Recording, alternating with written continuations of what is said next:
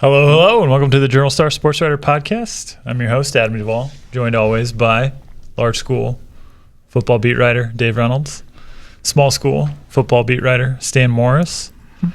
We're going to recap Week 4, look ahead to Week 5. As always, we're on Facebook Live. If you have any questions, feel free to pop in our comments and ask away. But we'll go ahead and recap Week 4. Stan, let's start with you. You were over in watching the HOI battle, Eureka and DMAC. Right. Well, what'd you see? What'd you see over there? In Eureka, homecoming game for Eureka. They had a good homecoming game for them. They really showed some solid defensive play. That's their second shutout of the year. Held DMAC to, I believe it was 2 yards rushing in the entire game on like 32 rushes. So Wow. Had a lot of got a few sacks in there and some negative yardage tackles for loss, and had just enough offense to get things going. 120-0. Matt Martin was over 100 yards rushing, over 100 yards passing, a couple of passing touchdowns. So they got back on getting on the right path there again. So. Yeah, they look pretty good. So we'll see where they go in the next few weeks and in the large conference. Dave, looking at the Week 4 scores, was there anything that stood out or surprised you? Yeah, a couple, and one in particular, Pekin's win over Morton, 19-6.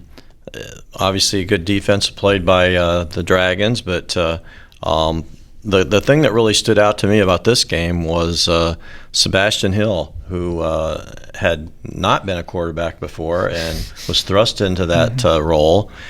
And all he did was throw 10 out of 11 completions and for 95 yards and rush for 118 and a couple of touchdowns. So, Hill, Pip, I mean, four-letter last names, right? So. Who Pretty knows? Efficient, 10-11. Yeah, that's awfully efficient, and that was Pekin's first win of the season too, against a really good Morton team that had been off to a really good start. So kind of we were talking about that game as being one of those. It's hard to see Pekin going 0-4 and being a good team, been in all these games, and absolutely, and to get a win is good for them. Yeah, and Dunlap winning over Washington. Another Dunlap was at home. Over Washington. Yeah. Against Washington. Yeah, okay. Gotcha, but obviously that's not as big a surprise. But whenever Washington loses these days, you right. think that, and particularly in the conference, which they didn't do at all last year. So you got to give Dunlap some kudos for that one, and I know you saw part of that game, and I saw the second half. Unbelievable. Jackson Chatterton, real fun player to watch. Their offense is really fun. Their defense is stout. Back to their offense, though. I mean, they have some great wide receivers. I wrote about Gabe Calhoun, who's more of a basketball player than anything. And Chatterton's more of a baseball player. Yeah, exactly. And then Mitchell Gore, who he can pound it out, and they got some key first downs, and Chatterton had a nice scramble and score for the go-ahead touchdown. So, yeah, that was a really fun, great atmosphere, huge crowd, really a great high school football game. Stan, one more. Was there anything else that stood out to you this week? Well, a couple really stood out.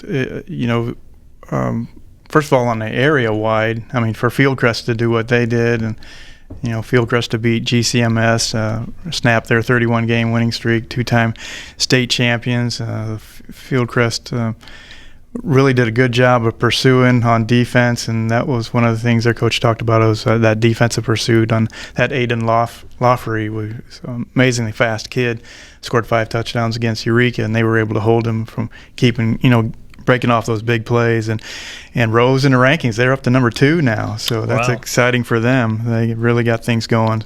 Both sides of the ball have got things going really well. They got a big offensive line that's really doing a good job for them offensively, and defensively they've only given up 3 touchdowns all year. And then you look at the Ghosts. I mean, IVC goes to 4-0. They're down 14-13 at half, come back and outscore Champaign St. Thomas More 22-0 in the second half. Just just doing what they do. They didn't really pile up a lot of big stat numbers, but they just were able to be efficient and get the job done and move on and get in the rankings themselves. They're ranked now, so that's exciting for them. Absolutely.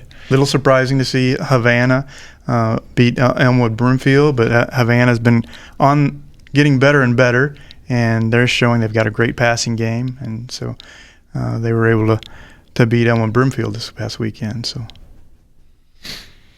all right, let's move on to fantasy football. Week 4, our winner was, wait for it, Stan, Dave Reynolds. Dave.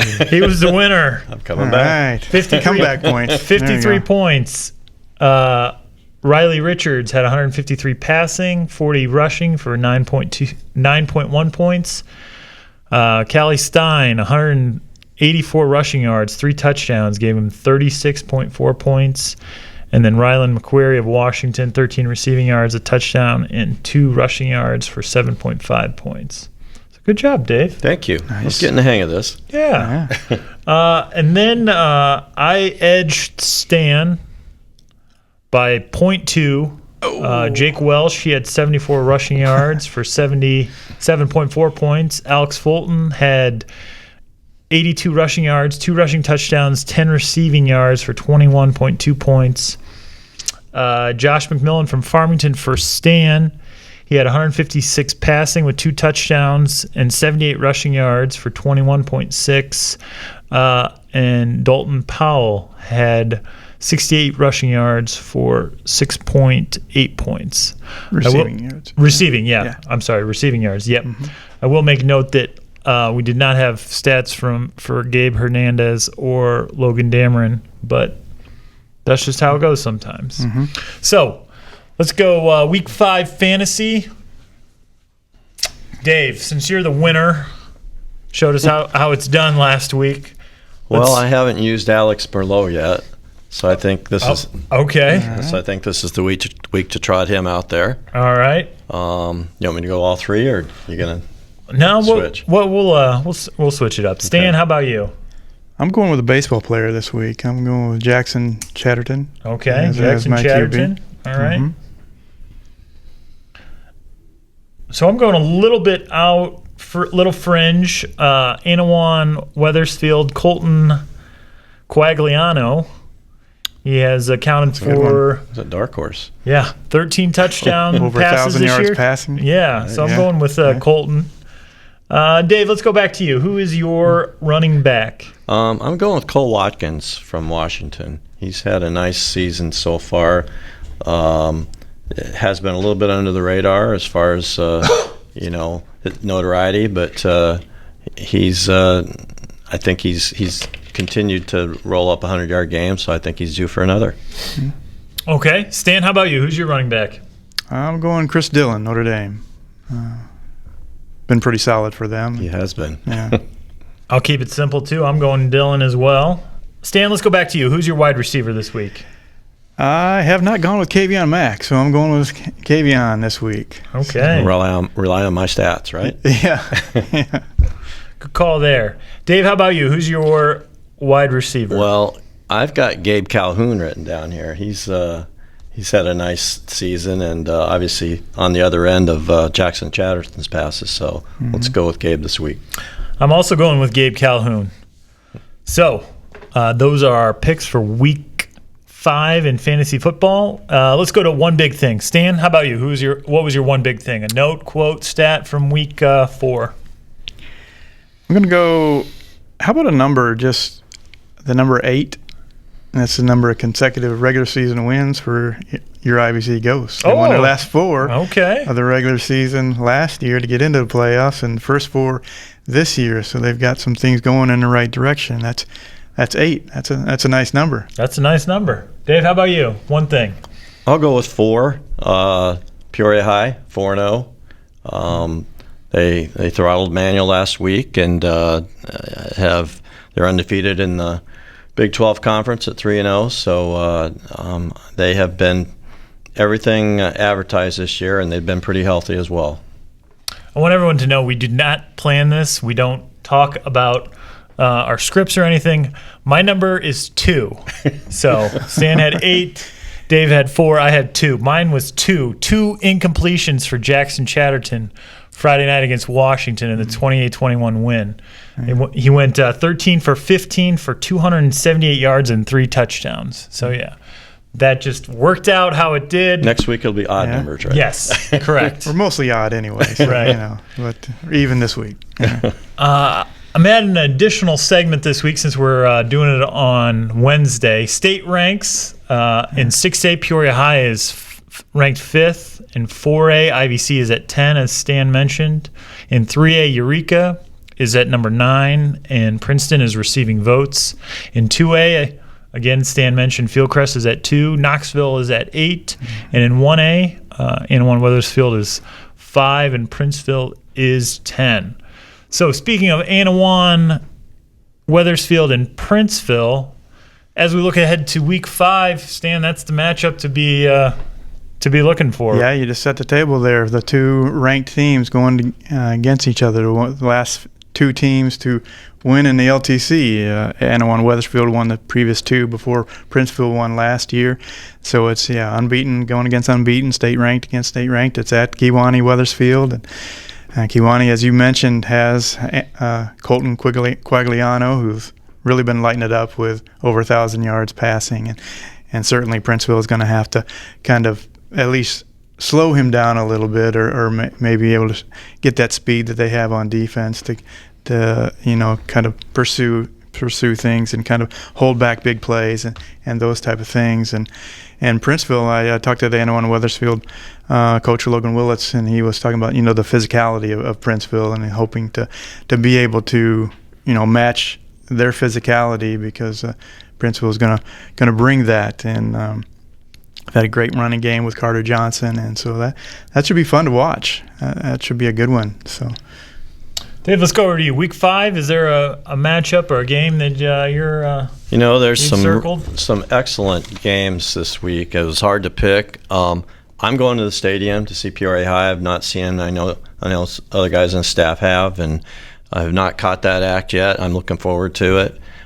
They are playing Normal West, so that's a key matchup in the Big 12. Normal West has kind of had their number the last couple of years, although last year was 33-32, so that one could have gone either way. But Normal West won the year before. Peoria High beat them in their state championship year in 2016, but that's been their only win against Normal West since they've been in the Big 12, so out of 4 games. So that should be a good one. There's 3 excellent games in the Mid-Illini as well. Dunlap at Metamora, Morton at Washington, and Pekin at Canton. All games that could go either way. Okay. Stan, you have maybe one more that you've looked at or circling? Sure. I mean, just a couple really. The IVC going up to Prairie Central, that's going to be a tough challenge for them. Certainly going on the road like that and that conference is tough. Prairie Central is 3-1. They've only lost to Tolona Unity. That's a team that IVC beat 21-20. Tolona Unity beat Prairie Central 22-0, but that was at their place. And so that's going to be a big challenge for the Ghosts to kind of keep things rolling and see if they can get to 5-0. And then Farmington is hosting Havana. We just talked a little bit about Havana and their passing game. It could have been another number for you. If I looked at the box score right, is it Troy Wickman, I think, of Havana with 7 touchdowns? Wow. Torrey Wickman, sorry. 6 touchdowns passing, one running, and so he was obviously keying that win. So wish I had him last week. And this is the second week, second week in a row that Farmington's facing the high-powered passing attack. They were able to hold down Heights to only 7 points last week and getting the win. And this week they've got Havana coming in, so it'll be a challenge again for them too to see how they can keep that Prairieland win streak going. We do have 2 Saturday games. Heights is at Rushville, and that would be Heights. I believe it's Heights homecoming, actually. Oh, Heights. Yeah. Rushville at the Heights. My fault. And then at the stadium, Champaign Centennial Notre Dame is hosting them 7 o'clock on Saturday night. So there are 2 Saturday games to look forward to. All right, last segment for us. Week 5 picks. First one, Dunlap at Metamora. Metamora won last year, 35-14. Dunlap won 42-7 and 17.